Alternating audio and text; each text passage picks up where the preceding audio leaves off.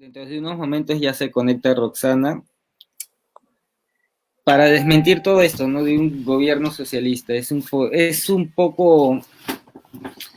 un tema, el gobierno de Evo es un tema utilizado mayormente por la gente del sur, que piensa que es el modelo socialista a seguir, ¿no? Acá en Perú. Sin embargo, creemos, si tomamos los datos, podemos desmentir eso. ¿Qué tal, Roxana? ¿Cómo estás? ¿Qué tal, Rosana? Buenas noches. Muchísimas gracias Hola, por ¿cómo estar están? acá. Buenas noches. ¿Cómo están? Bien, bien, bien. Muchas ¿Tú qué tal? gracias por la invitación. Más bien, Bien, gracias por aceptarlo, porque nos vas a contar la verdad, ¿no? De todo lo que pasa. Y bueno, yo sé que allá en Bolivia es un poquito tarde y bueno, muchísimas gracias por estarte desvelando. no, Para... tranquila. La causa lo amerita. Si podemos apoyar en algo, cuenten con ello y yo creo que es necesario que la gente allá escuche qué es lo que está pasando o qué es lo que pasó en realidad con todo el modelo del Claro, proceso de cambio. Sí, claro. No sé si más o menos sabrás cómo está la situación acá en Perú, pero hay un partido que se llama Perú Libre, que son los que ahorita están en la segunda vuelta. Y eh, cuando ganó la primera vuelta Pedro Castillo, salió Evo Morales diciendo, miren nuestros hermanos peruanos, allá hay un partido político que nos quiere copiar lo que nosotros hemos hecho, lo que yo he hecho, ¿no? Entonces, como que adjudicándose y dando a entender de que como sus medidas fueron tan buenas, también las queremos replicar acá en Perú.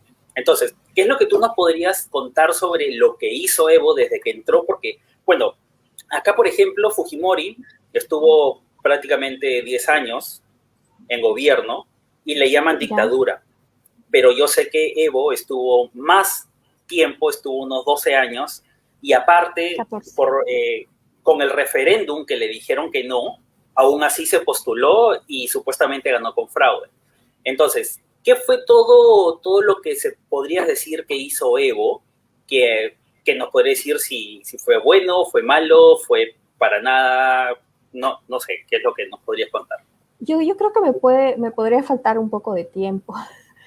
Tú Eh, expláyate nomás, tú cuéntanos cómo es. Yo creo que habría que conversar un poco sobre los antecedentes políticos históricos que pasaron en Bolivia para que se entienda un poco mejor.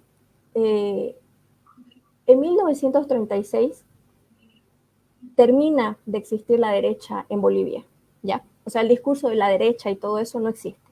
Ok, Bolivia empieza a virar a la izquierda con un socialismo militar, luego un socialismo nacionalista, y a partir de ese momento entran al gobierno todos los espectros de la izquierda. Cada uno desde su óptica, ¿no? claro. Estos acontecimientos, estos gobiernos empiezan a marcar la historia. Una de las cosas más fuertes, digamos, es la expropiación de tierras a nombre de la justicia social con la revolución del 52. A partir de ese momento ya, ¿no? La gente empieza con esas reivindicaciones y todo eso. Entre los años 70 y los años 80 empiezan a ingresar un montón de ONGs en el país y se fusiona este pensamiento comunista con el indigenismo, ¿no? Se fundan los llamados Ayllus Rojos, que posteriormente fundan el ejército guerrillero de Tupac Katari, que también es una organización terrorista comunista indigenista. Estos se apropian de la identidad de los pueblos indígenas, ¿no? Y crean una realidad paralela. Este grupo social se dota de una identidad, como por ejemplo, adoptan y crean, porque uno de los creadores de esta bandera, como conocemos hoy de la Huipala, es precisamente de este movimiento indigenista, ¿no? A partir de eso saltemos al 2003 para no hacerlo muy largo. El 2003 gana las elecciones Goni. Me imagino que ustedes han escuchado hablar de él. A partir de ese momento, él empieza a tomar una serie de medidas, abriéndose un poco al mercado. que no fue tan bien recibido por la gente. Él toma una decisión muy equivocada y quiere subir o quiere instaurar el impuesto a los salarios. Entonces los movimientos sociales empiezan a exacerbarse y a pedir que se anule ese impuesto, la nacionalización de los hidrocarburos y que no se exporte el gas por Chile. Gonzalo Sánchez de Lozada decide como que darle un chance y decide aceptar la reforma constituyente y dice, bueno, vamos a hacerla. Pero ya era tarde, porque dentro de su gobierno tenía el enemigo en casa, ¿no? Termina todo ese proceso histórico con Gonzalo Sánchez de Lozada escapando del país y la toma del poder por estos movimientos sociales a la cabeza del icónico Felipe Quispe, jefe de este grupo de indigenistas comunistas que siempre, o sea, a lo largo de la historia, a partir de su creación, presiona a todos los gobiernos para instaurar lo que ellos desean o lo que ellos quieren, ¿no? Entonces, a partir de ese momento se habilita la sucesión constitucional y queda el país a cargo de Carlos Mesa, quien posteriormente sea candidato a la presidencia, ¿no? Pero eso lo vamos a ver más adelante. El tema de la constituyente yo creo que es clave analizarlo porque es lo que está pasando en Chile. Y sí, y también con ustedes, porque el modus operandi es el mismo. La convulsión, el problema, y si se dan cuenta, pasó en Colombia también, ¿no? Donde el presidente retrocede del impuesto, pero persiste los problemas, persiste la agitación. ¿Por qué? Porque hay un fin. Yo creo que nosotros ya hemos despertado, me imagino que ustedes también, porque nos tienen como ejemplo, tenemos como ejemplo a Venezuela. Entonces sabemos que ese es el modus operandi. Ahora, hay muchas cosas que yo quiero contarles de esta constitución, de esta constituyente, y una de ellas, y me parece que es muy importante, es que nuestra constitución, la de 1967, con una reforma en el 94, es súper clara al respecto. En su artículo 230, no se puede reformar a gusto y paciencia. No hay ley de reforma. Esa ley se la falsifica, se la inventa. Pero en ese momento los bolivianos, yo creo que no nos dimos cuenta porque había tal conmoción que era muy difícil saber reconocer esas cosas, ¿no? Claro. Y como les digo, yo creo que hemos sido muy, no sé si ingenuos, pero hay ese romance del boliviano con sus indígenas, con esas reivindicaciones, porque hay algo que es innegable y es que seguramente les pasa, no conozco su historia, entonces no quiero pecar de ignorante, pero en mi país hay demasiada corrupción. Entonces, acá también. Y era como que, el hermano indígena que va a hacer diferentes las cosas, ¿no? Y al final no fue así. No fue así y esta constitución fue aprobada con golpes y tropiezos, fue aprobada de una forma ilegal y además cambió muchos de los principios que protegían los derechos de las personas, como por ejemplo el sufragio universal. Otra de las cosas instauró la retroactividad de la norma, o sea, ¿qué quiere decir? Que si, no sé, les parecía correcto inventarse una ley para juzgar al prefecto de Pando, lo iban a hacer. Porque ustedes saben que un principio jurídico es que a partir de que se dicta la norma, es que se puede juzgar. Entonces, un montón de cosas así, ¿no? Esa constitución es ilegal. Y aún así, justo lo que comentabas, Arturo, Evo la viola en 2016, ¿no? Y la verdad es que yo creo que a todos nos sorprendió porque esa constitución era su hechura, ¿no? pero el afán de eternizarse en el poder ha sido bastante fuerte. Entre medio de eso, hubieron muchas masacres, muchos desaciertos en el tema económico. Nuestras reservas están en el histórico más bajo, de 5.573 millones. Permíteme un segundito para que justamente quiero que esta parte quede así como que muy claro, ¿no? Tú que estudias, sabes la historia de Bolivia, y ahorita justamente que estás hablando sobre eso, como dices, las reservas de Bolivia prácticamente se han ido a la baja. El país no está mejor con todo lo que hizo, bueno, eso ya lo sabemos, pero que quede constatado, ¿no? Yo creo que eso es una de las cosas más importantes para resaltar. Muy importante, porque las medidas económicas que se han tomado no han sido las mejores, están muy lejos de ser las mejores, muy lejos. El infierno impositivo que vivimos los bolivianos es una tragedia. Por ejemplo, abrir una empresa, estamos en el primer lugar de la informalidad en Hispanoamérica. O sea, no hay tal economía brindada ni tal paraíso, ¿no? Claro. Y eso es muy importante que lo podamos comprender, porque el MAS no solamente distorsiona toda la institucionalidad y el Estado de Derecho de Bolivia y anula la República, que creo que eso ha sido uno de los temas más fuertes. Y yo no sé por qué nadie reaccionó en ese momento, ¿no?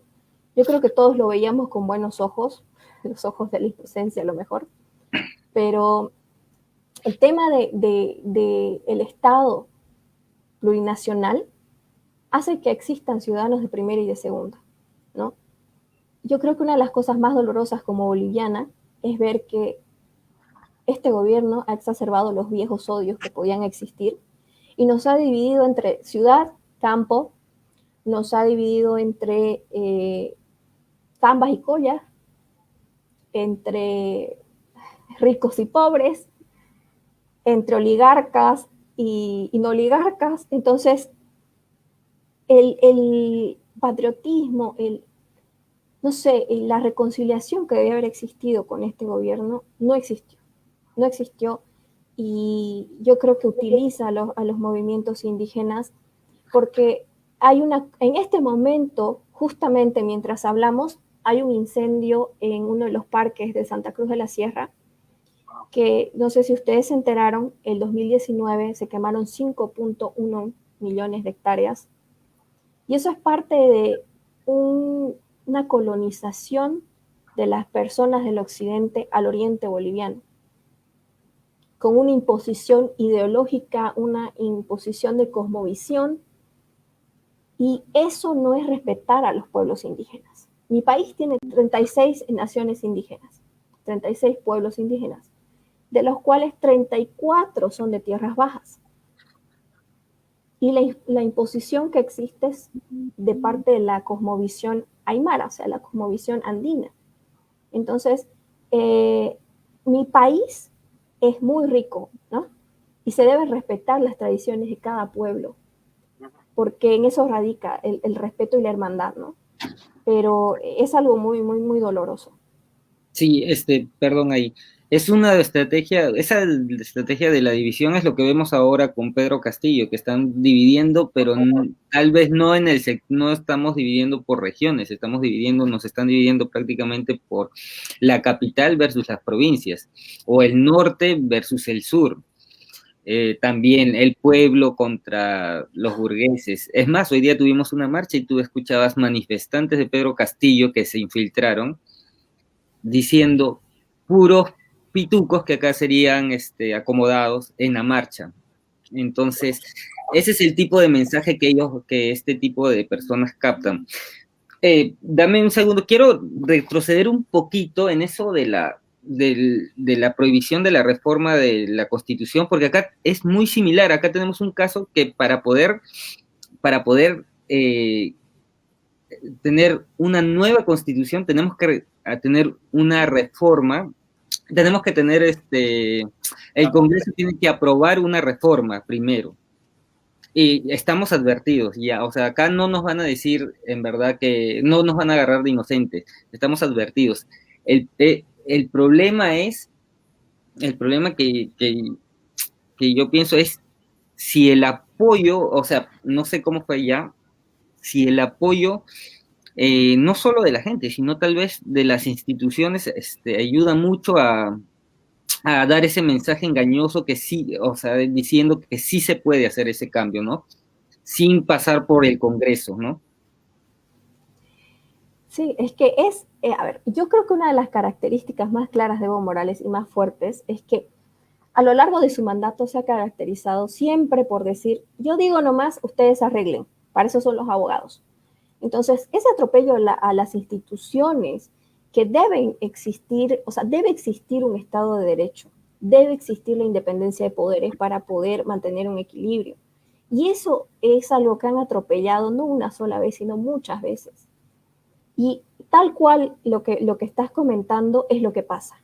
Es lo que pasa. O sea, literalmente eh, no hay el procedimiento, lo que se llama el debido proceso. Entonces, ellos han sacado las leyes, los decretos que mejor les ha parecido en un momento y no les ha interesado ni la pirámide jurídica, absolutamente nada. Entonces, ahí vemos, por ejemplo, muchas normas que se atropellan. Entonces, ¿qué tienen que hacer los jueces? Jurisprudencia, ¿no? Porque no hay otra. Entonces, es terrible, ¿no? El tema institucional del país. Es como que no tenemos un norte, se ha perdido y estamos como que muy improvisados. Bueno, creo que es algo que toda la izquierda, al menos acá en Latinoamérica, se ha tratado de hacer, de engañar, de la división, y a la final es cuando ya están en el poder, simplemente atropellan y van contra todo. Porque, por ejemplo, el jefe del partido, que se llama Vladimir Cerrón, él ya ha sido gobernante en una provincia acá que se llama Junín. Un desastre total. Pero él, como gobernador, ha tenido el presupuesto y no ha hecho nada.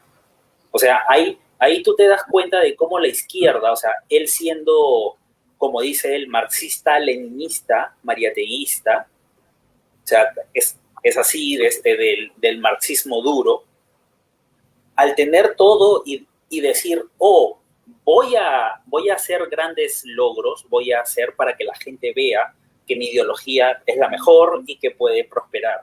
Pero al final Claro. hacen todo lo opuesto y prácticamente hizo eso. Por ejemplo, allá en Junín hay muchas personas que se han quejado porque decían de que si no votaban por el partido, los podían despedir. O sea, todo el mundo ha estado, o votas por mí o te despido. Entonces hay mucha gente que ha votado. Y entonces tú me dices eso, lo del atropello de las instituciones, y acá es lo mismo. Ahí tú te das cuenta de cómo siempre es la izquierda la que se pasa las reglas por donde mejor no menciono. Sí, lo único que, una cosa que dijiste, la palabra improvisación, eso está acá también de moda. Ese partido está lleno de improvisaciones. Eh, es como que si se repitiera la historia en todos los países latinoamericanos. Pero te voy a hacer una preguntita antes de seguir avanzando, que es que se me queda, Sí, que quiero que me aclares la duda. Mira, claro. acá no sé qué está pasando en sí en toda Latinoamérica. Creo que ser sindicalista es un pase a llevarte al sillón presidencial. Es como que el medio para llegar a ser presidente. Tenemos a Maduro, que fue sindicalista de buses, a Evo Morales, que fue sindicalista, si no me equivoco, de cocalero, y ahora tenemos acá a Pedro Castillo como sindicalista de profesores. Entonces, a lo que voy, ¿cómo llegó Evo Morales o sea, en la primera votación, en las primeras elecciones donde él es elegido presidente, qué mensaje dio para llegar a ser presidente? Antes que sigamos con perdóname, con lo de la Constitución. No, tranquilo. Yo creo que eso es lo más importante para poner en contexto todo lo que sigue, ¿no? Él llega al gobierno, como les comentaba, mediante esa toma del poder, digamos, de estos movimientos sociales, gestado por su socio estratégico, que fue en ese momento Felipe Quispe, compañero también de célula de Álvaro García Linera, quien tiene un pasado bastante interesante, ¿no? En uno de sus libros, él menciona: cada muerto en nuestro bando nos acerca más al poder. Entonces, a partir de esa narrativa, digamos, es que empiezan a hablar de revolución, de la toma de lo que es nuestro, de la nacionalización, que porque esos gringos, que porque esos extranjeros se van a llevar lo que es nuestro. Esa fue la narrativa, ¿no? De recuperar lo nuestro, nuestros recursos naturales, nuestro gas. Además que siempre entre Bolivia y Chile hay esta, no voy a decir rivalidad, hay todavía esos, vamos a decir, resentimientos pequeñitos por el tema del mar. Entonces, es como que apelar mucho al sentimiento, ¿no? Y eso hicieron, porque la gente decía: no, vamos a sacar gas por Chile. No, no, no, y esa fue una de las consignas más fuertes. Y a partir de ahí es que crean ese discurso, ¿no? De lo nuestro, yo soy el indígena que cambia, yo soy el pobre, el humilde, el honrado, el que lucha.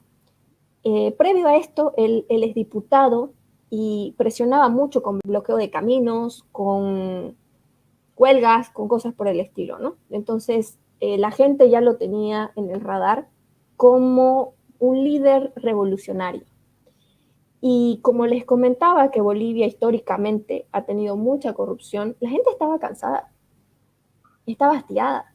Entonces fue como que se presentó como algo súper bueno, súper claro, y además algo que a mí me llamó mucho la atención es que él decía que los aymaras son la reserva moral del mundo, que ellos nos roban, que no, o sea, apuntaba a eso, ¿no? Entonces la gente votó por él.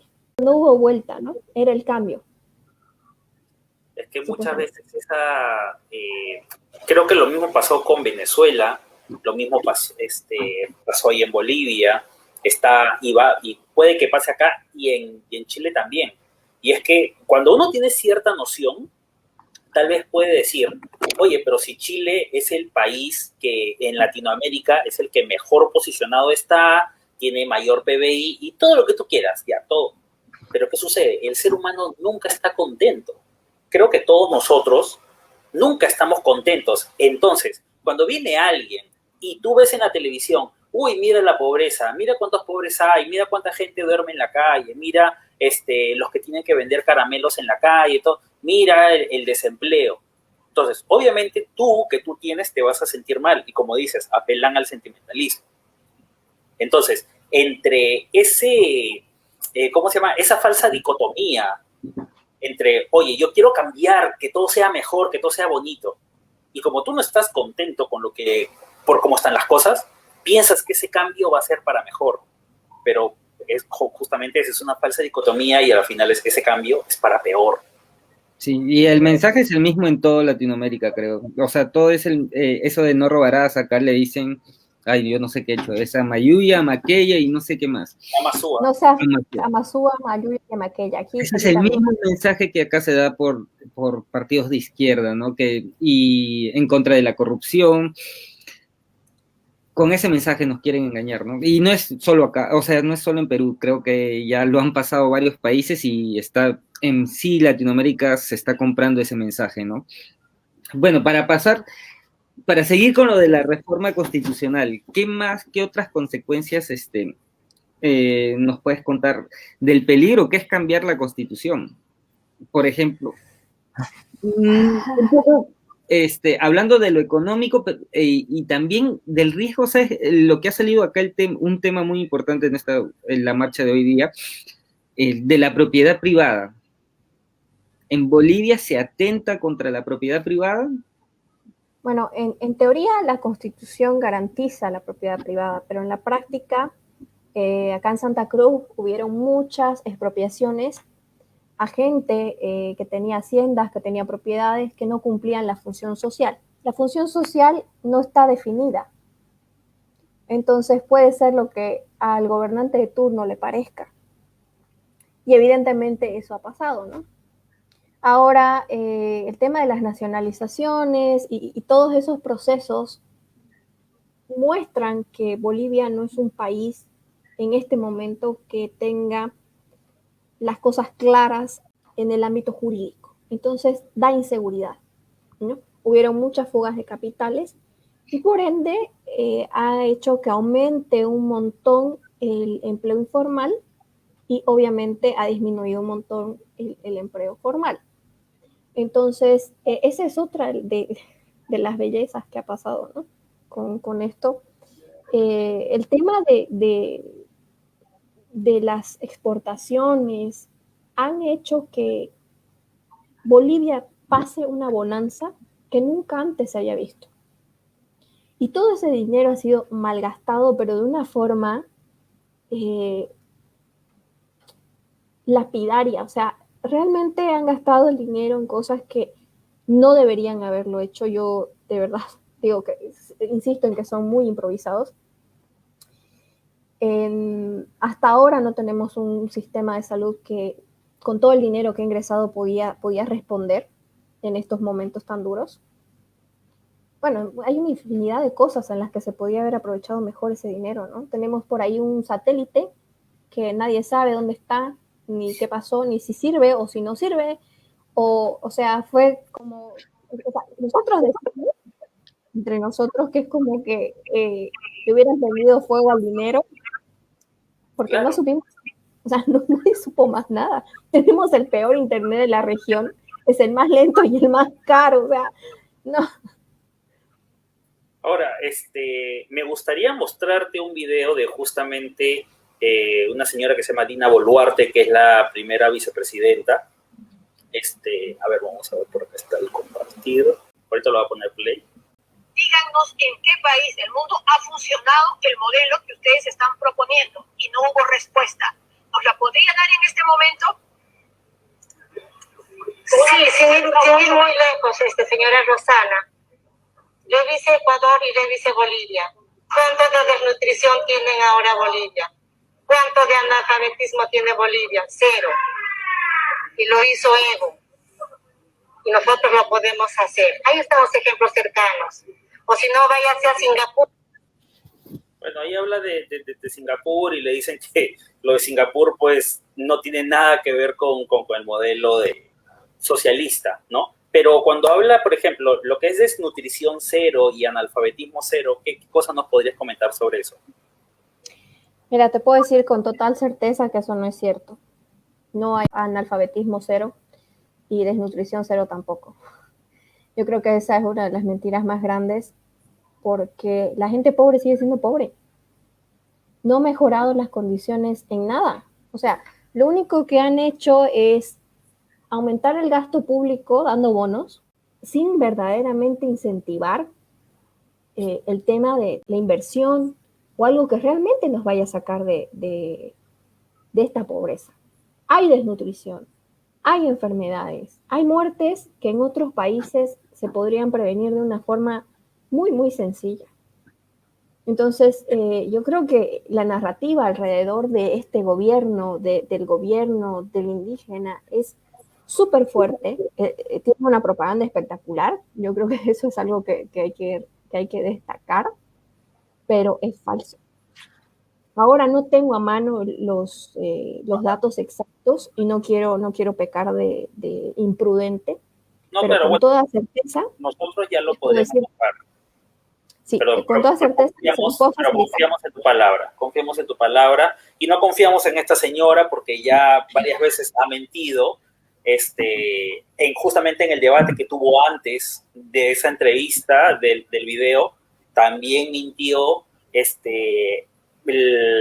discriminó a una persona trans, una mujer trans hace unos cuantos años, y está con denuncia, y la señora dijo, yo no sé de qué denuncia me hablan, ¿no? Y hace poco esta señora, Dina Boluarte, ha salido en CNN dando lástima, la verdad, pero todo ella decía, no te has equivocado, es mentira, has investigado mal. Para todos, o sea, todos se equivocan cuando hablan de ella, pero ya sabemos que es una mentirosa que simplemente pues, quiere llegar al poder para quedarse ahí. Sí, para algunos Dina Boluarte es la candidata a vicepresidencia, de vicepresidenta del Perú. Imagínate ese nivel de vicepresidenta podemos tener. Ojalá, si sale Castillo, ojalá no le pase nada, porque si no, ¿qué sería de nosotros? Antes de seguir con lo del, para hablar después lo del satélite, porque acá tengo unos datos, o para recalcarlo, el satélite de boliviano tiene una vida de 15 años, una vida útil. En 6 años, bueno, en 6 años, solo se recuperó el 25% de la inversión y funciona solo al 66%. Entonces podemos ver que en verdad el gasto público en algunas obras como para decir que tienen soberanía tecnológica, como que en vez de ser beneficioso termina siendo más costoso para los mismos ciudadanos, ¿no? En este caso para los mismos bolivianos. Pero volviendo al tema de la reforma de la Constitución, hay un tema en la Constitución que vi que la definieron, un abogado boliviano la definió como la Constitución que más derechos da en toda Latinoamérica, o del mundo todavía, en un debate que tuvo con Mamela Fiallo, dice que la Constitución boliviana es la que más derechos tiene en el mundo. Entonces, con respecto a estos derechos, que supongo que son la educación, la salud y la vivienda, ¿es tan así que el Estado puede garantizar esos derechos o es más que es solo un escrito en una hoja? No, para mí, a ver, yo te soy muy honesta, yo creo que solo tenemos 3 derechos, ¿no? Y yo creo que ustedes saben cuáles son. La vida, la libertad y la propiedad. Todo lo demás es una manipulación desde mi punto de vista, ¿no? Esos derechos que crean especialmente, por ejemplo, para los pueblos indígenas, son más que derechos como ciertas ventajas para ciudadanos de tipo A y de tipo B.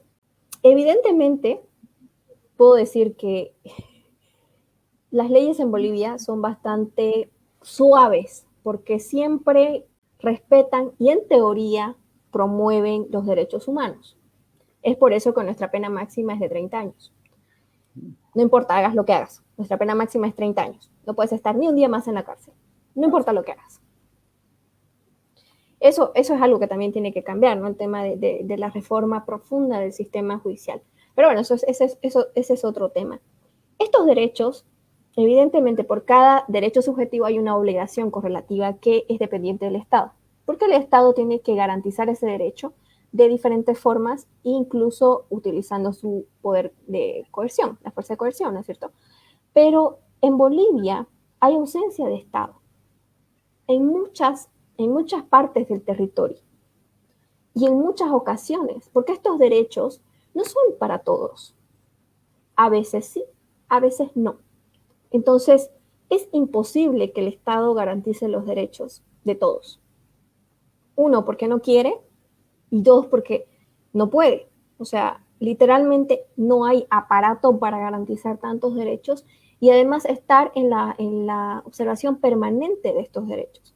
Entonces, para mí es otra de las falacias, ¿no? de este sistema. O sea, es una de las mentiras más. También vi un video de Evo con ese tema, en donde un periodista español le recrimina, no tenían asfaltadas las pistas, no llegaba el agua, sin embargo les entregaba polideportivos, enormes polideportivos. Bueno, canchita. Entonces, eso demuestra también que el socialismo no solo te quiere pobre, sino invierte mal. Sí. Te quiere bruto, perdón, te quiere tonto y te quiere pobre, porque la educación es terrible, ¿no? La salud es terrible. Ni que se diga de por ejemplo, hablar de alcantarillado, de justamente, por ejemplo, carreteras, pavimentación, agua potable, o sea, son cosas básicas que deberían tener las personas antes de tener canchas. O sea, si ustedes van en el avión, y esto no me van a dejar mentir los amigos bolivianos que están viendo esto, hay canchas en medio de la nada. O sea, no hay ni un pueblito cerca. Pero les prometo, o sea, no me van a dejar mentir. Vas en el avión y ves la cancha ahí abajo, o sea, y no hay nada alrededor. Y no se sabe para qué. O sea, Construyen cosas por construir. Acá, si no me equivoco, han construido un monumento a un silbato. Si es que no me equivoco. Voy a buscarlo, tal vez lo vi mal, pero sí, me hace recordar ahorita a lo que tú dices, lo de la cancha. Sí, me parece que en verdad, es trágico. sí, es trágico. Para que vean, a ver, un dato más del BID, Bolivia encabeza el gasto público más absurdo. Con eso yo creo que ya decimos mucho, ¿no? O sea, literalmente, no hay coherencia, ¿no? Un pueblo tan pobre y tan necesitado que se hagan esas tonteras, ¿no? Después, otra de las tonteras es la Casa del Pueblo, o sea, tremendo edificio que nos ha costado cuántos millones. Y es muy contrastante ir a la ciudad de La Paz porque vas a la ciudad, en la Plaza Murillo hay gente mendigando y ves tremendo palacio. Realmente eso para mí es un insulto a mi país. Es un insulto a la pobreza y es un insulto al dolor de las personas. Entonces, bueno, y así un montón, como el avión presidencial. Por Dios, hay un montón de gastos así que, Dios, justamente ahorita decían el museo, porque es un museo en medio de la nada, que literalmente nos cuesta a los bolivianos, porque nadie va a verlo, o sea, nadie va a verlo, y está ahí, y son millones en inversión. Claro. Entonces, la Contraloría tampoco es que funcione, nadie fiscaliza, porque aparte hay algo que hay que resaltar mucho, y es que en mi país la oposición, la mayoría de la oposición, no voy a hablar por todos porque hay diputados que me saco el sombrero, pero la mayoría de la oposición hasta 2019 siempre ha sido funcional. ¿Qué quiere decir esto? Que las leyes, todo, igual las terminaban aprobando. Y muy pocos se animaban a denunciar estas cosas. Eran contados. Y yo los aplaudo de pie porque no es fácil, ¿no? Pero como oposición, como bancada, como grupo, como equipo, no han sabido fiscalizar las cosas. Entonces, han avanzado mucho en ese sentido, ¿no? Y eso de la oposición, discúlpame, ¿tú crees que se debe mucho a conveniencia o porque en verdad tienen raíces socialistas, la mayoría de la oposición, o es que este sistema o el cambio de la Constitución ha permitido o ha hecho que se autocensuren, tal vez, que no exista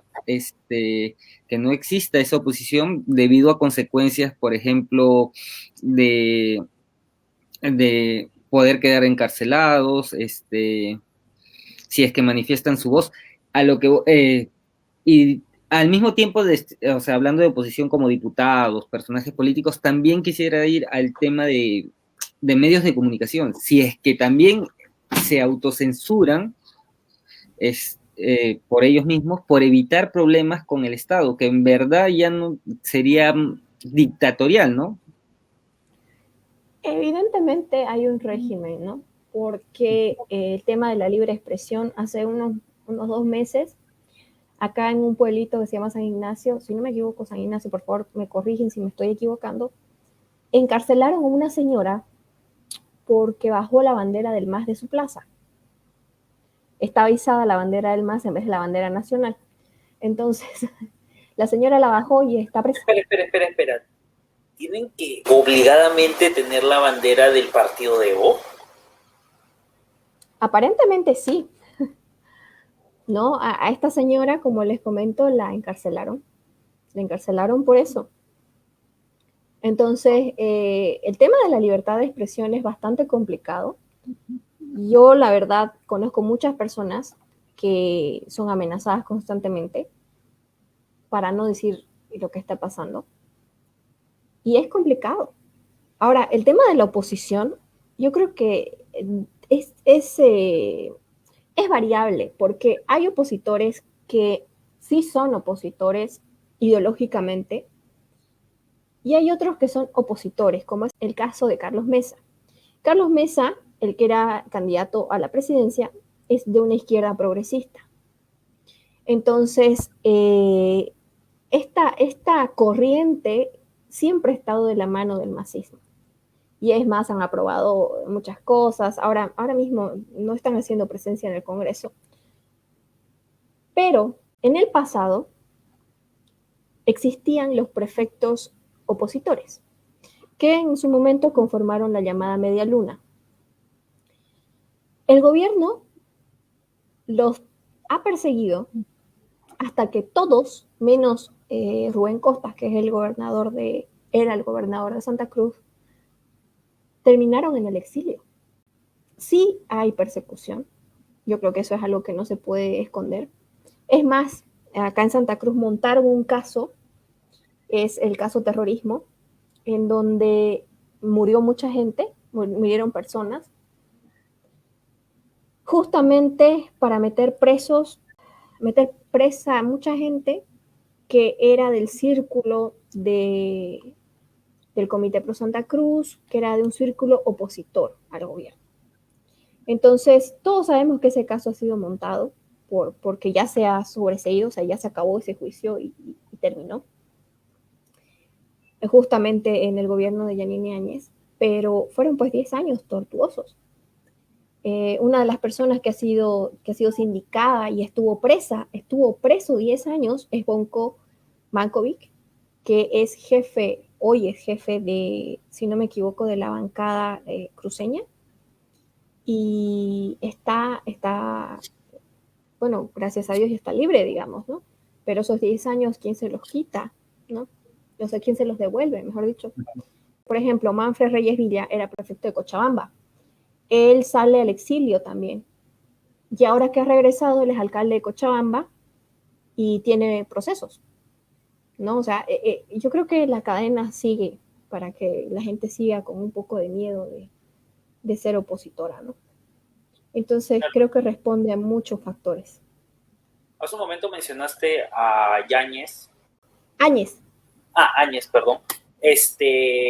¿Qué pasó con ella a las finales? Por ahí me pareció ver de que creo que como opositora, ¿no? De Evo prácticamente, cuando estuvo en este proceso en el cambio desde que Evo huyó y todo, claro, en la transición, muchas gracias. Luego me pareció ver como que la habían metido presa. No sé si habrá sido cierto. Está presa. Está presa. Justamente con Jaime estábamos hablando de eso, sobre las oposiciones y cómo si ganara acá Perú Libre, lo más seguro es que todas las oposiciones y harían algo para que todos los opositores pues terminen en la cárcel. Literalmente, ¿no? A ella, yo creo que ella tiene muchas cuentas que rendir porque hay algo que es muy rescatable y hay que recalcarlo, y es que en 2019 no hubo un golpe de Estado, hubo un fraude que siguió, que abrió el camino para que el pueblo se manifieste y reaccione, dando como resultado la renuncia de toda la cadena constitucional, o sea, la jerarquía constitucional que debía acceder al poder, renuncia. Y en nuestra Constitución dice que no puede haber vacío de poder, ¿no? No puede quedar acéfala la patria. Entonces, se la habilita a Yanine Áñez legítimamente, constitucionalmente, a que suba a la presidencia. Eso hay que dejarlo claro, independientemente de que ella haya hecho bien o haya hecho mal, porque yo creo que lo hizo mal. Y muy mal, ¿no? Evidentemente hay casos de corrupción en su gobierno. Yo creo que sería ideal que la juzguen en condiciones donde se respete el Estado de Derecho, donde haya un debido proceso y de una forma verdaderamente imparcial, porque ella hoy está presa de una manera arbitraria y también muy injusta. Entonces, dentro de toda la narrativa que ha armado el gobierno de ahora Arce, está, ¿no? Decir que fue golpe, que ella hizo, que no sé qué, o sea, y tratar de imponernos esa narrativa, cuando todos los bolivianos, o si no, la gran mayoría, lo vivimos. Pero de eso se trata, ¿no? De manipular todas las versiones y todas las historias para que la gente cambie de parecer. Esta manipulación de la verdad histórica, creando literalmente una verdad paralela, hace que esta gente que no tiene tan presente las cosas se confunda. Y ahí radica la miseria de estas personas que se aprovechan de la gente ingenua, de la gente ignorante, porque eso es lo que hacen, y los manipulan y los utilizan como escaleras, llegan al poder y no les interesa. Claro. Un 1964, que te reescriben la historia. Y, claro. Acá pasó algo parecido en noviembre, ¿no? Cuando vacaron a Vizcarra y subió Merino. ¿Pero por qué? Porque él era el presidente del Congreso. Pero todo el mundo comenzó a decir, es golpe, es golpe, es golpe. Y por eso fueron a marchar. Pasó una serie de cosas. Y a la final mucha gente se ha quedado con eso de que Merino fue golpista. Ahora, no es que yo defienda a Merino, porque en la semana que estuvo tampoco es que haya tenido los pantalones para ser buen presidente, pero la cuestión es que no es que él haya dado un golpe de Estado, porque cuando tú le preguntas a una persona, ok, ¿por qué dio un golpe de Estado? ¿Qué cosa es un golpe de Estado? ¿Cómo lo dio? No saben. Cuando tú le preguntas por qué asumió Merino y por qué no asumió a otro, tampoco saben. Cuando tú le preguntas qué cosa es democracia, tampoco saben. Entonces, dicen, sí, que la democracia está golpeada, pero si supuestamente es lo que dice nuestra Constitución, más bien esas marchas que se hicieron estaban yendo en contra de la Constitución, pero como tú dijiste, ha sido manipulación, ha sido todo un eje. ¿Para qué? Para que a la final la gente se ponga a favor de algo, cuando a la final no debería ser así. Sí, ahora una pregunta que también acá acá la izquierda nos hace, bueno, en este caso acá nosotros la izquierda siempre nos dice que hemos sido gobernados por muchos años por la derecha y en verdad siempre hemos sido gobernados por la izquierda. ¿Existe en Bolivia una derecha, por así decirlo, o sea, definida? Como les contaba al principio, el último gobierno de derecha termina con el Partido Liberal en 1936. A partir de ese momento encontramos todos los espectros de la izquierda, ¿no? En este momento, desde mi punto de vista, porque no lo sé todo, desde mi humilde punto de vista, se está gestando una nueva derecha. Y la idea es que sea una derecha consciente y responsable. Lo que pasa es que muchos de las personas, no sé si, me imagino que debe pasar lo mismo con ustedes y en toda Latinoamérica. La derecha es lo malo, ¿no? La derecha es la desgracia, la derecha es lo peor. ¿Por qué? Porque precisamente todo este bagaje que tiene la política en mi país es pésimo. Y es una historia llena de corrupción, de que nos robaron, nos hicieron, o sea. Entonces la gente ve a esa derecha, que no era derecha, pero es muy difícil a la gente concientizar que el discurso que les dijeron no era así, o sea, que no es derecha ese grupo, es lo peor, ¿no? Es lo peor y es lo malo y es la desgracia más grande. Yo creo que desmitificar eso va a ser bastante interesante y es un reto para todos, ¿no? Porque estos grupos han sido extractivistas, clientelistas, mercantilistas, se han aprovechado de la gente, se han aprovechado de los recursos naturales, se han aprovechado de todo. Entonces, el planteamiento de una nueva derecha, de una derecha desde mi punto de vista liberal económicamente, pero yo soy paleolibertaria,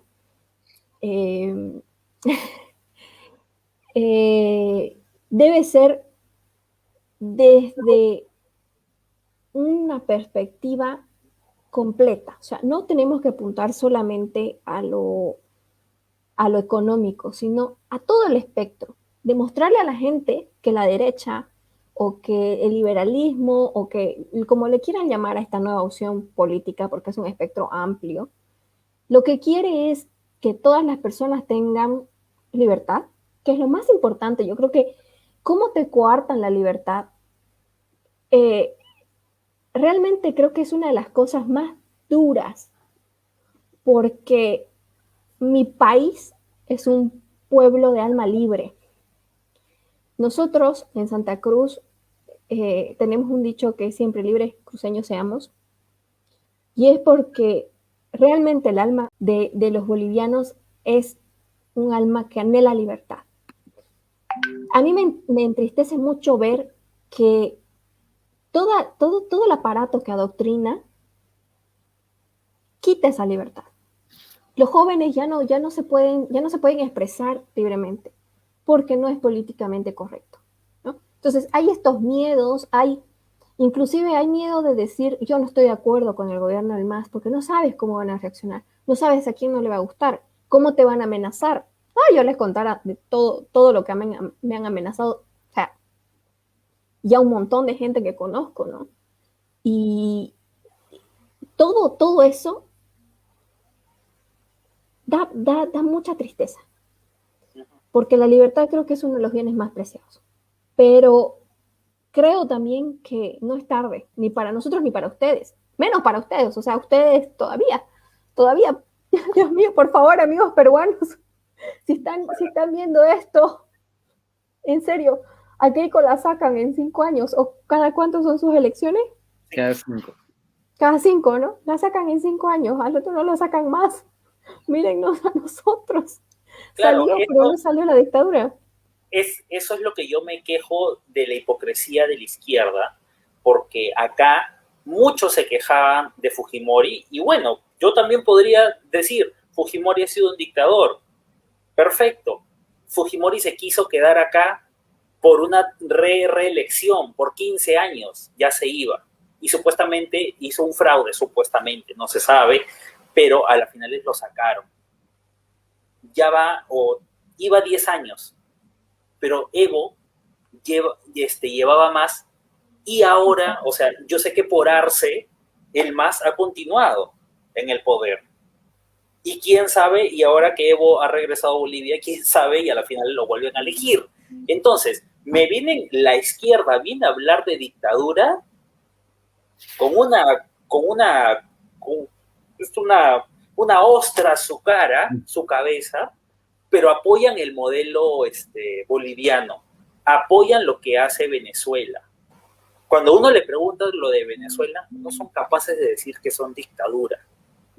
No. Entonces, como tú mismo dices, coartan esa libertad que todos tenemos, que a todos creo que nos gusta, pero hay un grupo de gente que les gusta ser, no sé si mantenidos, no sé si no se sienten capaces o no son capaces y necesitan de un papá estado de dame. Ahora, para seguir, ¿qué cambió en lo cultural con la llegada de Evo? Y con lo cultural me refiero a Evo da la imagen, aborto, eso. Evo da la imagen de no ser muy apegado a esa ideología, ¿no? A ese tipo de ideologías. Es más, el candidato que nosotros tenemos, Pedro Castillo, él da la imagen de no ser, de estar en contra del aborto. Sin embargo, el plan de gobierno dice otra cosa, ¿no? Como control demográfico, y para el control demográfico, tener una política de aborto, ¿no? Entonces, ¿cómo es en Bolivia? En Bolivia con Evo. A ver, ¿cómo fue, no? Porque Evo ya no es presidente. Claro, bueno, ¿cómo fue? No sé, es como que nosotros es como que decimos que sigue siendo, ¿no? Y hace como que la pantalla, pero bueno. Evidentemente es una persona muy machista. Yo encuentro en él una persona sin valores. Además, tiene gusto por las niñas, por las menores. Uno de los escándalos más grandes ha sido el tema, ¿perdón? Típico de socialista, que no sé por qué, pero la mayoría de socialistas de izquierda son pedófilos. Totalmente. Esta señorita llamada Gabriela Zapata, me imagino que ustedes han escuchado de ella, Algo, sí. ha sido mamá de su hijo cuando tenía 17 años, según los documentos que han expuesto periodistas, y la favorece a esta señorita con un contrato a una empresa con más de 500 millones de dólares. No solamente ella está en el haber del presidente.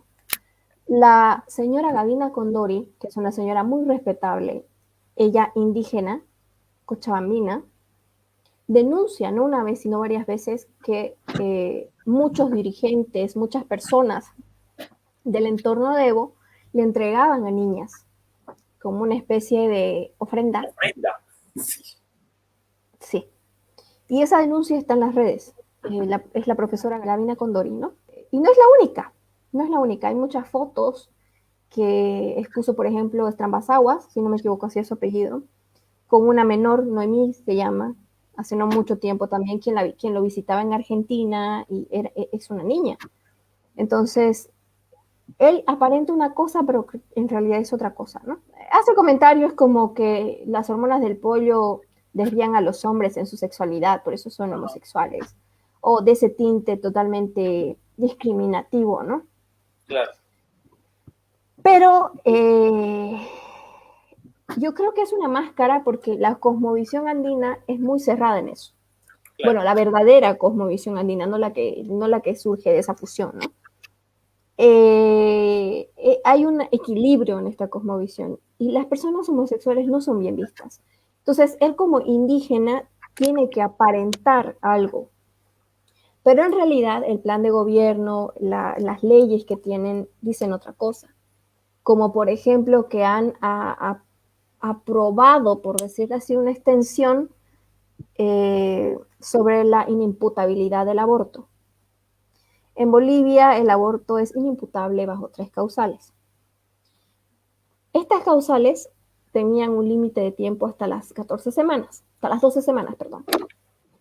Y este gobierno, bueno, no el anterior gobierno, o sea, Evo Morales con sus parlamentarios y todo, extienden estas causales en un lapso también de tiempo, diciendo que si está comprometida la salud, digamos, de la persona, de la mujer que ha sido agredida sexualmente, o sea, que ha sido violada, de la mujer que ha sido violada, pueden realizar abortos hasta sin restricción de tiempo. Yo creo que esa es una de las cosas más chocantes porque para la cosmovisión aymara, el aborto es súper mal visto. ¿Por qué? Porque en algún momento me gustaría explicarles todo porque he pasado un curso para entender bien cómo funciona esto. Y es que el aymara respeta la vida. Y no solamente por el tema de que es sagrada la vida y todo eso, sino porque además de que hay ese vínculo, es una fuerza de trabajo. Entonces, cuantos más hijos tienes, puedes trabajar mejor la tierra, etcétera, ¿no? Y el padre es más orgulloso. Y en ese sentido es que es pues una tremenda aberración para ellos, desde su cosmovisión. La verdad es que a mí me sensibilizan mucho esos temas, porque, como les digo, yo creo que la vida es un derecho fundamental, ¿no? Y no solamente es una aberración en el sentido emocional, en el sentido personal, en el sentido de humano, es una aberración jurídica, porque en la Constitución se debe garantizar el derecho a la vida, ¿no? O sea, desde cualquier ángulo eso está muy mal, muy mal. Y lo peor de todo es que ojalá este país o estos parlamentarios que se han ocupado de hacer esta aberración posible, les importara en la misma magnitud sacar a esas niñas abusadas de ese entorno maltratador, ¿no? No les interesa, o sea, claro, la devuelven a la niña al mismo ambiente y se vuelve a repetir. O sea, realmente todo mal con este gobierno, ¿no? O sea, todo mal. imagínate, nosotros en Perú estamos todavía luchando para que no se apruebe el aborto en ninguna causal. O sea, acá el aborto no es punible solo cuando la vida de la madre está en riesgo. En otro, no hay otra causal en la cual no sea Ya, punible. y creo que son tres. ¿Sí? Son tres. No, creo que no. Pero bueno, ahora nosotros estamos luchando y pensé, como la otra vez que conversamos, te comenté, pensé que Bolivia era más conservador que Perú. Y resulta que también vi una entrevista que tuviste y justo dijiste eso de la Defensoría del Pueblo y me sorprendió porque creo que ustedes tienen más arraigo con la cultura, con su cultura y es como acá con los incas, que esas cosas no serían aceptadas bajo ninguna circunstancia, ¿no? Y está mal visto según la cultura andina en nuestro caso, ¿no? Solo que acá llegó el progresismo y está atacando duro, pero creo que han encontrado una buena oposición. En este próximo Congreso una mayor oposición. Sin embargo, el problema está si el presidente, la cabeza de la nación, llega a ser Pedro Castillo, no creo que esa oposición pueda hacerle frente, ¿no? Y todas esas medidas como en el tema cultural, como en el del aborto, la libertad de expresión, eh, la persecución política y todas esas cosas, creo que van a ser muy graves acá en Perú. A lo que te invito es a que nos digas o nos aconsejes acá a los peruanos el por qué no deberíamos votar por Castillo o por un sistema que nos promete el socialismo y nos lo dice claro, porque yo no sé si Evo Morales prometió o propuso lo que a nosotros nos están prometiendo. A nosotros claramente nos están prometiendo marxismo, leninismo, cierre de importaciones, exportaciones, nacionalizaciones, y nos los están diciendo en la cara. Entonces, claro. Y nosotros ya lo sufrimos en los 80. Ya lo sufrimos y lo vemos en otros países. ¿Qué nos aconsejarías tú que lastimosamente lo viven en Bolivia, ¿no? A ver, yo creo que Evo entró de costado al poder, porque en ningún momento hizo la propuesta de frente como le están haciendo ustedes, ¿no? Bueno, yo soy marxista y soy trotskista o qué sé yo, ¿no? Su ideología, porque hasta el día de hoy yo no la tengo clara con él, la verdad. Para mí es un híbrido. En ningún momento lo hizo. Yo creo que hubiera sido muy diferente si él hubiera manifestado sus intenciones, ¿no? A lo mejor no, no sé, a lo mejor no me aventuro a hacer esa afirmación, pero es muy probable que la gente hubiera reaccionado tal vez, ¿no? Ahora yo lo que podría aconsejarles así, pero de verdad con todo el corazón, es que nosotros no solamente hemos sufrido eh, el tema de la libertad, hemos sufrido masacres, hemos sufrido que maten a otros bolivianos por pensar diferente, que los persigan, hay mucha gente todavía en el exilio, y creo que eso no es para nadie. O sea, no debe existir un país que sea feliz, que sea próspero con esas características. Están a tiempo.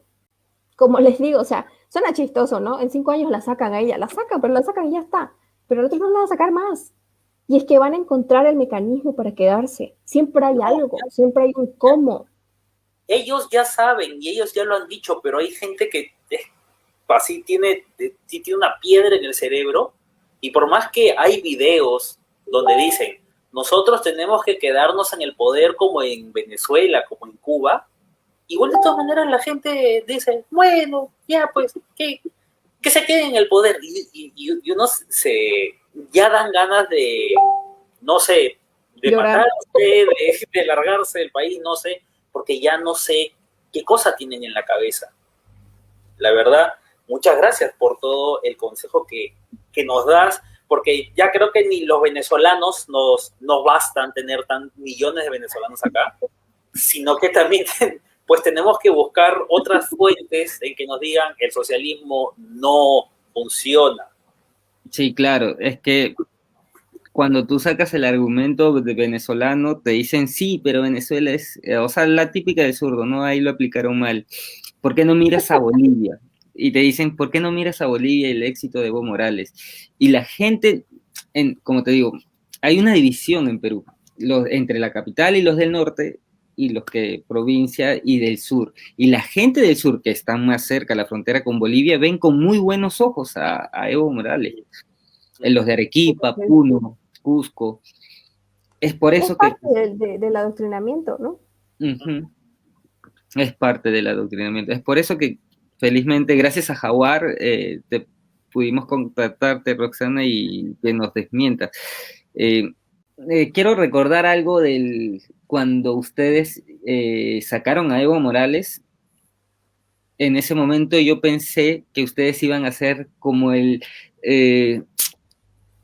pequeño encendedor que prende y dinamita todo el surderío en Sudamérica. Pensé que ustedes iban a lograr, se veía las escenas botando las estatuas de Hugo Chávez, y personalmente pensé que iban a ser el primer país que se libere del socialismo. Duró poco, lastimosamente, pero realmente les deseo que tengan otra oportunidad de liberarse del socialismo, y en el caso de nosotros los peruanos, ser conscientes de que no debemos caer por un tipo de resentimiento, porque existen personas con envidia, fracasadas, algunas sí inocentes, otras ignorantes. Evitar llegar a votar por alguien que te puede coartar tus libertades, ¿no? Ya tenemos, o sea, ustedes, Venezuela, Argentina, próximamente Chile, que tal vez Chile era el ejemplo, lo ideal, la meta que todo país sudamericano tenía que llegar, y ahora lo vemos retrocediendo de una manera horrorosa, ¿no? Por eso les deseo, bueno, como dices, esta lucha empieza, y así empieza la verdad que con jóvenes que en verdad no pertenecen a la política, que están empezando a alzar la voz, porque si no la alzamos, nos van a ganar. Y cuando nos ganen ya no vamos a tener libertad, y lo único que nos va a quedar es, en el peor de los, irte a otro país para ser libre en otro país. Y es más, o sea, en el peor de los casos, Pedro Castillo ni siquiera va a ser como Bolivia. Por ahí uno diría más o menos, ya, por lo menos que sea como, por lo menos. Lo peor es que Pedro Castillo tiene propuestas que nos pueden llevar directamente a Cuba. Sí. Es así de feo. Qué grave, qué grave. Yo creo que tienen que luchar. Y si ustedes ven, yo les aconsejaría, ¿saben qué les aconsejaría? Así de corazón, que todavía están a tiempo de establecer un sistema de control de los votos. Yo creo que sería algo que vale la pena que observen, digamos, ¿no? Porque nosotros lo sacamos a Evo, comprobamos que el padrón, que la corte estaba haciendo fraude, literalmente, y nos traicionaron los del gobierno transitorio. Entonces, ahora que Arce es presidente, muchos bolivianos piensan que ha vuelto a haber fraude. ¿Por qué? Porque ese aparato que funcionó en 2019 no se limpió nunca. Es el mismo. Entonces, muchos de los bolivianos piensan o pensamos que nos entregaron. O sea, que nos traicionaron.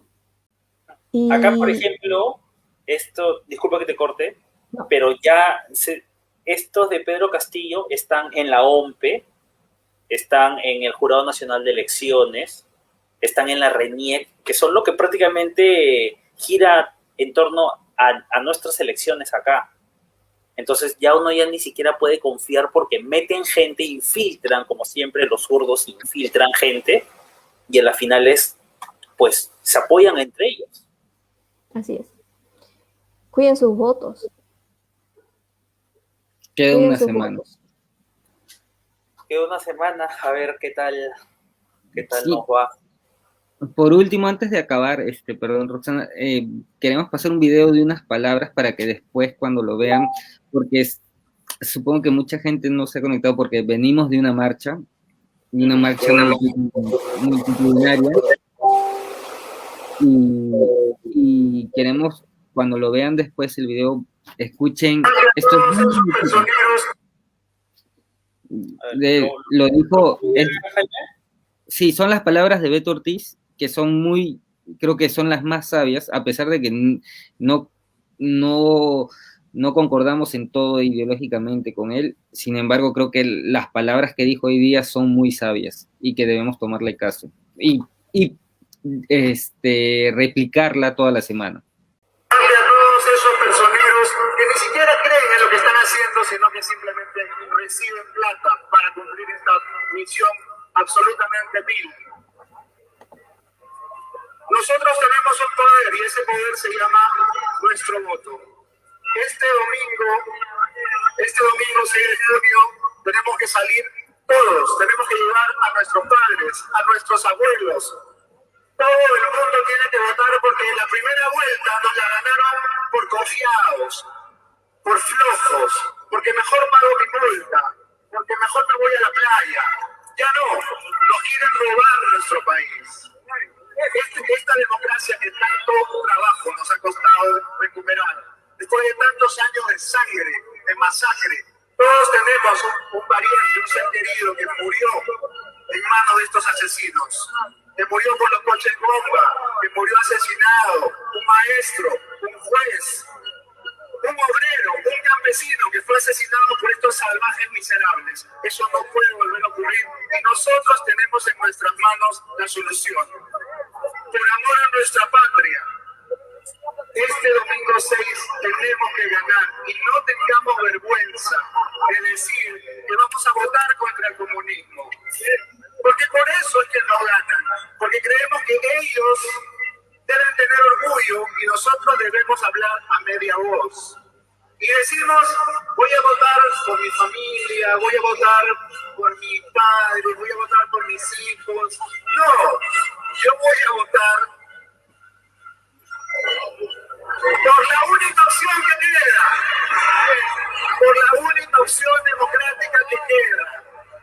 Yo voy a votar por Keiko Fujimori.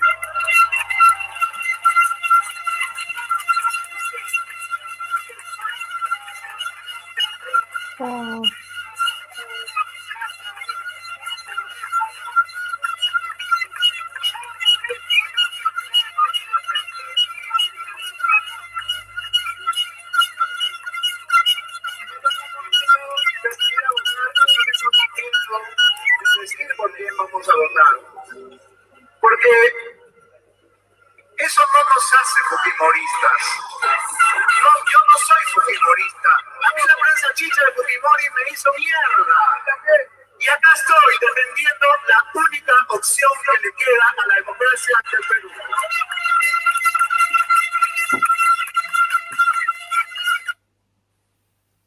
Bueno, eso fue hoy día, en la marcha en la que estuvimos presentes. Nosotros fuimos los que grabamos esa parte. Fue muy emocionante ver tanta gente pensando en votar por defender la única opción, porque no era nuestra primera opción, pero defender la única opción democrática. Y espero ahora que la gente pueda tomar conciencia del peligro en el que estamos ahorita y que queda una semana para poder luchar, que a veces desaniman las encuestas, que a veces desanima las mismas declaraciones de los periodistas, pero es una sola semana y un día para ser personeros. Un solo día para ser personeros y controlar el voto. Entonces, un solo día en el cual puedes entregarte como voluntario a cuidar el voto o pasar después 5 o 10 años pasando hambre o migrando, tal vez tus estudios, cuando has acabado la universidad o estás por acabarla, no vas a poder ejercer porque no va a haber trabajo donde, Claro. donde ofrecer tus habilidades. Y eso por un día que no puedes ofrecer a la patria, porque es patriotismo eso. Porque nosotros hemos tenido terrorismo. No sé si en Bolivia tal vez han tenido terrorismo, nosotros sí acá. Aquí ha habido, pero creo que no tan fuerte como lo de ustedes, ¿no? Uh-huh. Bueno, entonces ya para ir cerrando, te agradezco, Roxana, fue un placer. Espero se repita otra entrevista y creo que se va a repetir pronto porque se vienen unas propuestas acerca del aborto y creo que es un tema, creo que en Bolivia has sido una de las referentes, he estado viendo tus entrevistas con Horacio también, muy buenas, entonces cuando se dé el momento, a participar en una entrevista con respecto a ese tema, o si el 6 de junio se logra salvar la democracia, agradecerte porque ganar 1, 2, así sea 5, 10 o un voto a favor nuestro, ahora que va a ser muy peleado, va a ser de mucho apoyo y gracias por ser parte de esto. Vamos a tratar de difundir esta entrevista, el video, cortarlo, poner también las mejores partes. Pero nada, agradecerte de verdad que hayas participado, nos hayas apoyado. A Adil Jaguar, te agradezco, hermano, por haberme escrito y permitir que esta entrevista se haya dado. Sí. Bueno, muchísimas gracias, Roxana. Espero, disculpa que te tengamos hasta tan tarde. Y bueno, si Perú vira hacia la derecha, espero que eso sea, porque ahorita mucho, por ejemplo, Chile está girando hacia la izquierda, entonces, poder nosotros ser referentes, un ejemplo para que Bolivia también, ustedes allá puedan decir, oye, mira Perú, de lo que estaba así, al liberar el mercado, al ser de derecha, han mejorado mucho.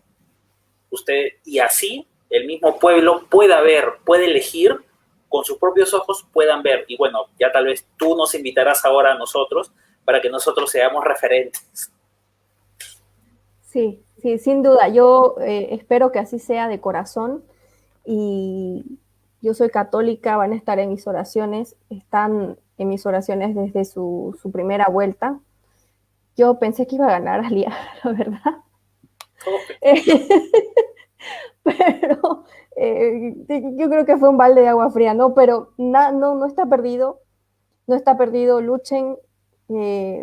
Bueno, ha sido un honor, muchas gracias por invitarme y bueno, pues es un granito de arena por la libertad de Perú y bueno, pues hasta otra oportunidad, gracias a Jaguar, que es mi director de comunicación y gracias a todos quienes han estado escuchando y aportando en esta charla que realmente se trata de abrir los ojos a los hermanos peruanos y los lamentos bolivianos. No, la idea es que también nosotros podamos repasar un poco lo que ha pasado y empezar a hacer propuestas, ¿no? Que eso es lo que quiere la gente. Cuiden su voto, como dice Alberto, cuiden su voto. Un abrazo súper grande a ustedes y viva Perú libre y Bolivia libre. Bueno, muchísimas gracias. Y bueno, algo chiquito antes de cerrar, muchas gracias también a toda la gente que ha estado en los comentarios, porque no solamente ha estado ahí viendo, sino que también ha estado comentando y dando datos de todo lo que tú decías, ¿no? Y creo que va a servir bastante. Muchísimas gracias a todos. Sí, celebraremos con salteñas. Con ceviche. Un gustazo. En algún momento. Bueno, un gusto, muchísimas gracias a todos y bueno, en especial a ti, Roxana. Ya nos veremos en otra oportunidad. Chao a todos. Chao, chao. Chao.